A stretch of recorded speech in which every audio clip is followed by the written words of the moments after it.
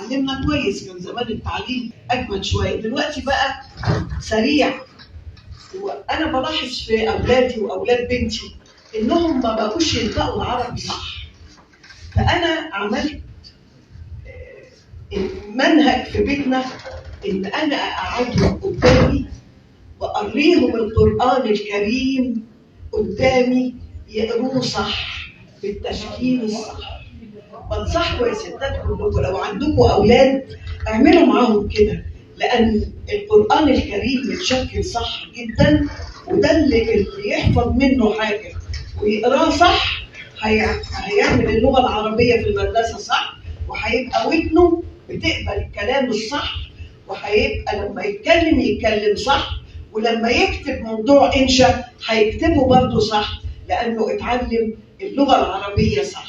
اللغه العربيه يعني ببشركم اخيرا اعتبروها في العالم العربي لغه هامه من اهم اللغات اللي موجوده، بيتحدث بيها اكثر من 50 مليون بني ادم في طبعا الدول العربيه كلها، فيجب نحافظ عليها ونحافظ نخلي اولادنا ينطقوها صح.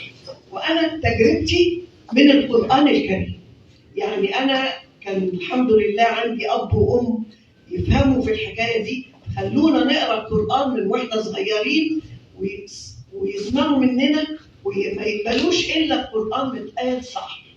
فانتوا كلكم عندكم طبعا اولاد واحفاد، بنصحكم علموهم اللغه من خلال القران الكريم. اقري معاه القرآن الكريم صح بتشكيل صح، عشان هو ودنه تتعود على اللغة العربية الصح، لأن اللغة العربية دلوقتي بقى ليها شأن في العالم واعتبروها لغة أساسية بيتكلم بيها 50 مليون بني آدم على الوطن، فلازم نهتم بيها وأولادنا يتقنوها، ونهتم إحنا كستات كلنا بأولادنا إنهم يتقنوا اللغة العربية. وسعيدة بوجودي معاكم، ولو حد عنده سؤال عايز يسألني أنا مستعدة أرد عليه.